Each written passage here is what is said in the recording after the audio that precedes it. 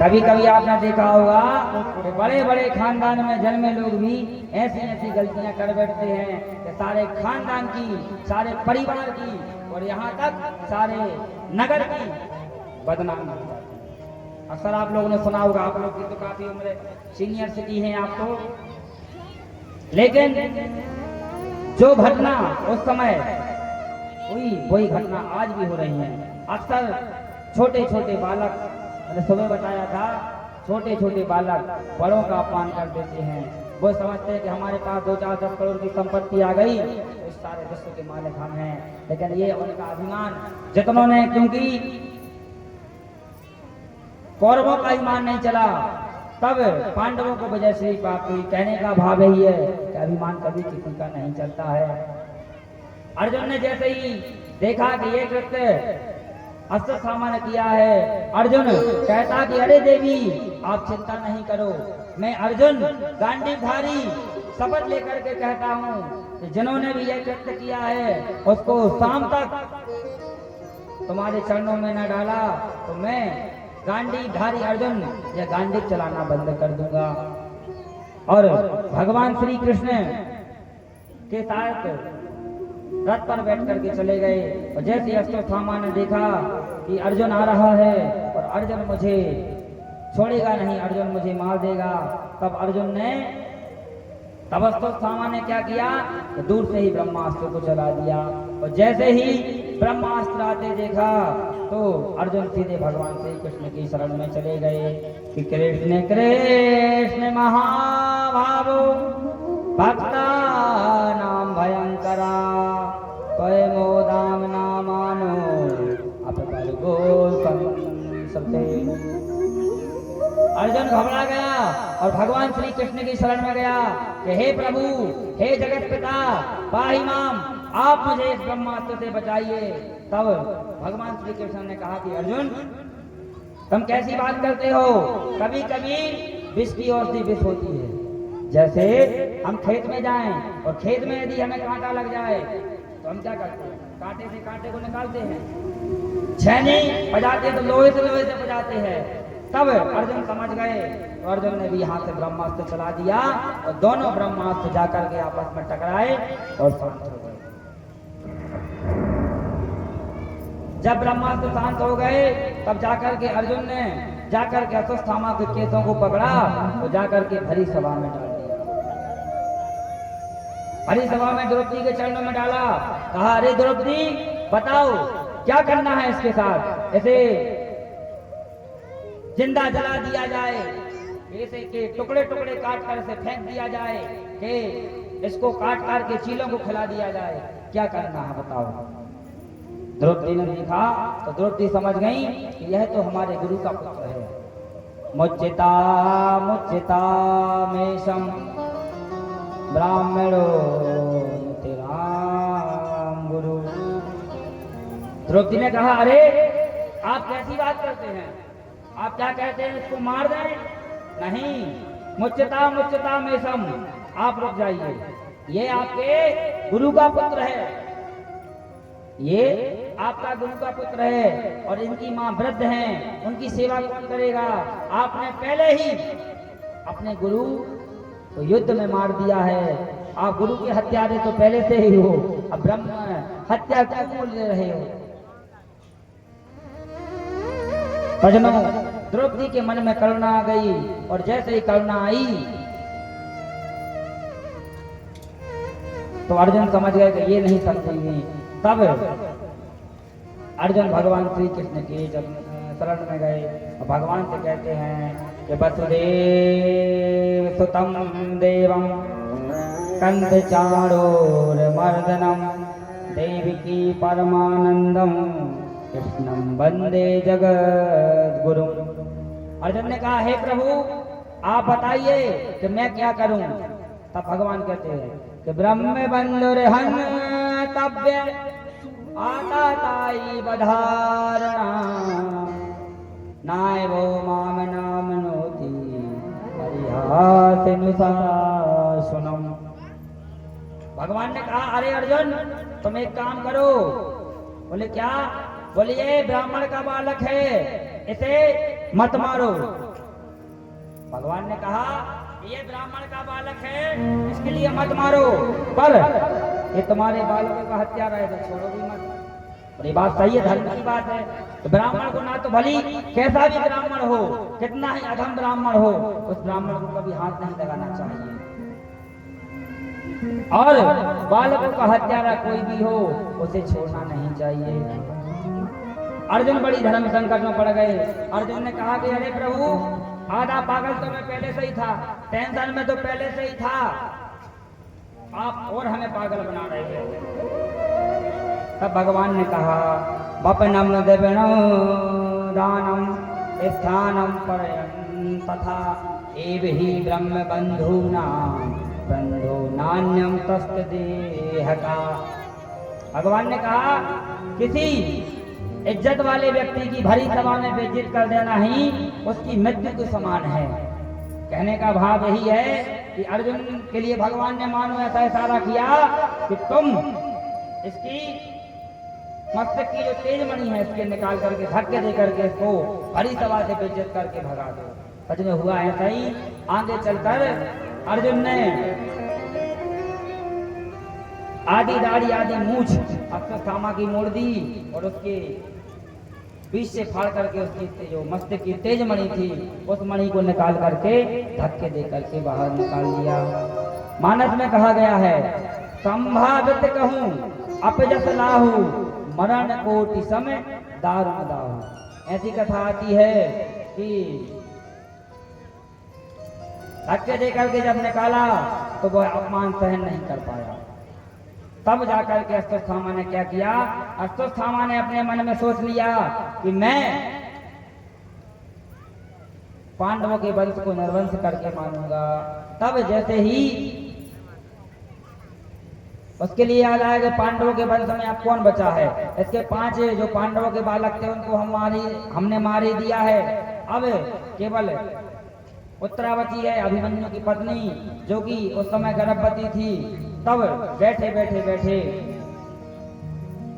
अश्वत्थामा ने मन में विचार किया और उस गर्भस्थ शिशु को मारने के लिए वहां से जो अग्निबाण होता है, अग्निबाण ऐसा होता है कि गर्भ में जो बालक रहता है वो ऑटोमेटिक गर्भ में ही नष्ट हो जाता है।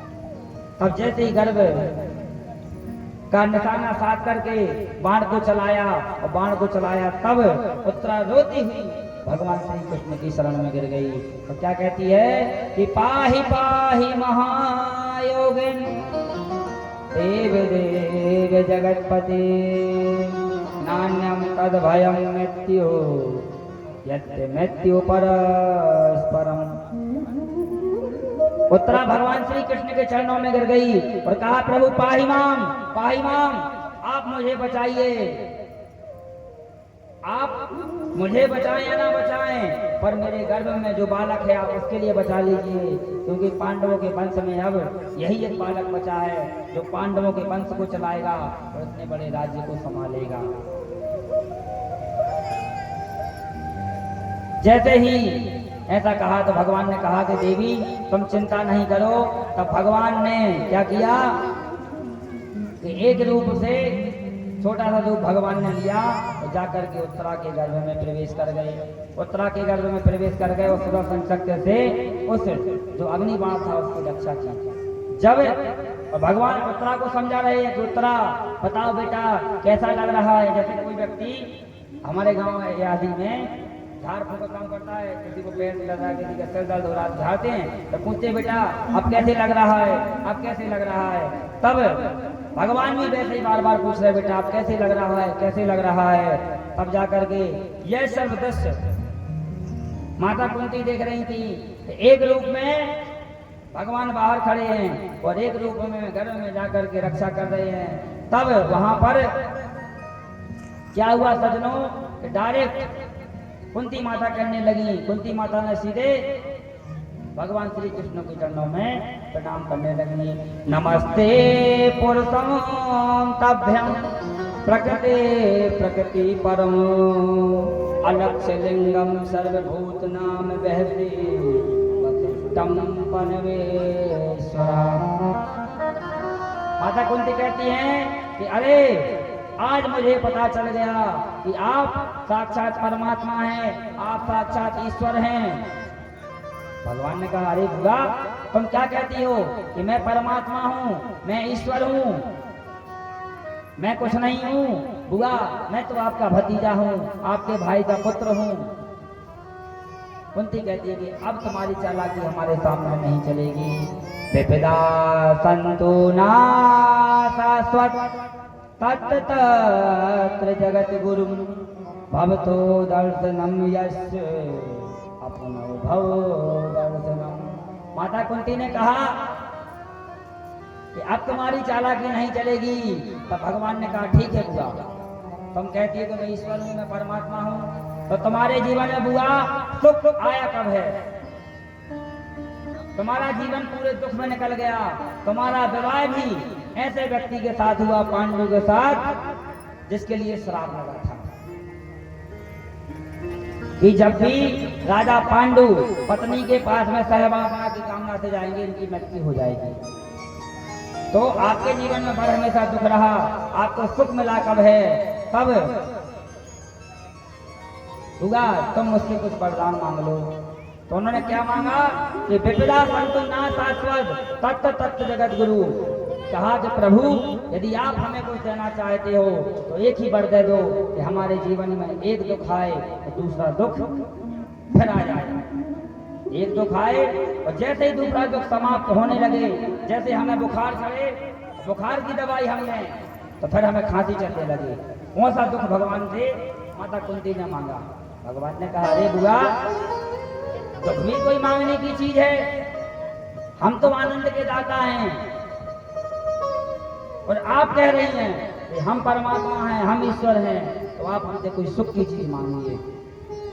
माता कुंती ने कहा कि प्रभु हमने देखा है कि जब जब हमें सुख आया तो आप हमें छोड़कर चले गए, और जब जब हमारे ऊपर विपत्ति या संकट आई तो आप फिर हमारी रक्षा करने के लिए आ गए।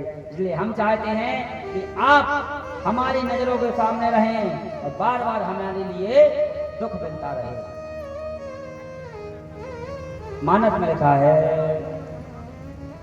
कहे हनुमंत विपत्ति प्रभु सोई, जब तब सुमिरन भजन न होई। है हनुमंत विपत्ति प्रभु सोई, जब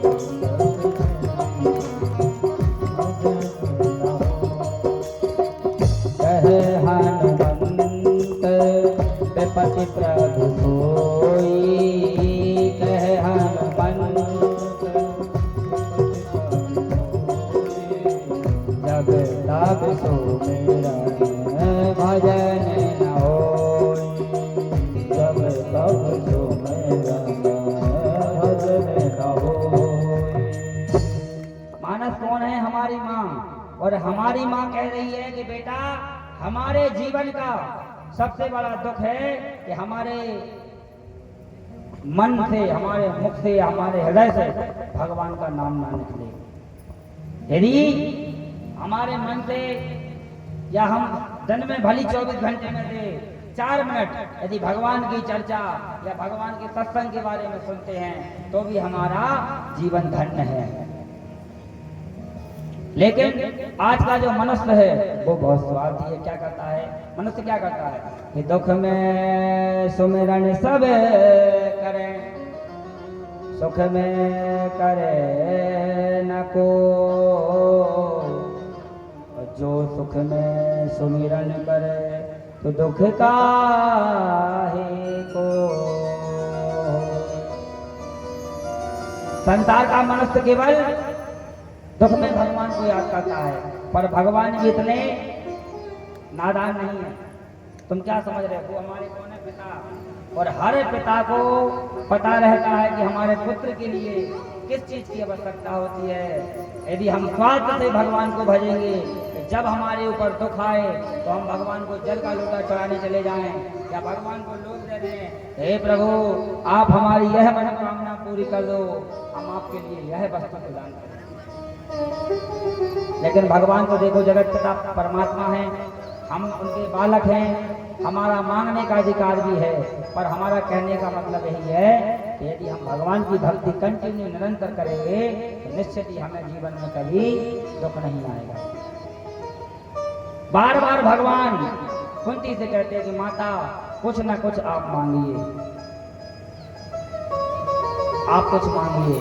तब माता कुंती ने जो मांगा वो बहुत अच्छा मांगा। क्या मांगा?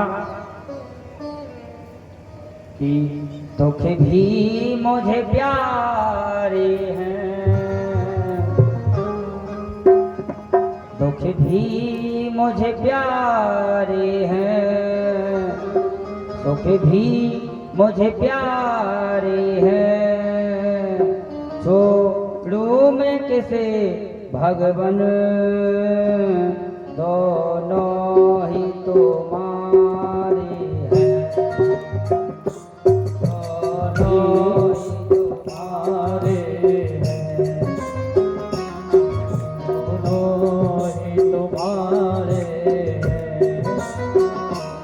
सुख भी मुझे प्यारे हैं, दुख भी मुझे प्यारे हैं,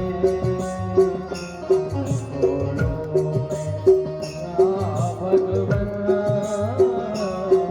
दोनों ही तुम्हारे हैं,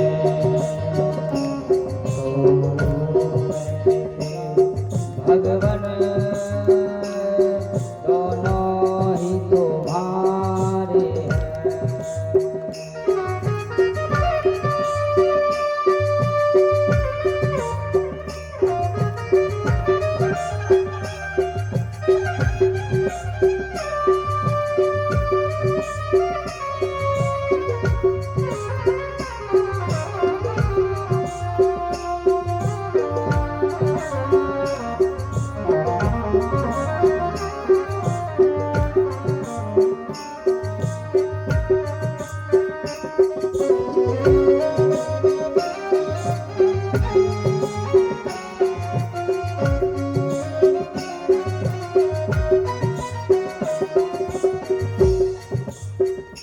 सुख के पीछे दुख है, दुख के पीछे सुख है, दुख के पीछे सुख है, दुख के पीछे दुख है।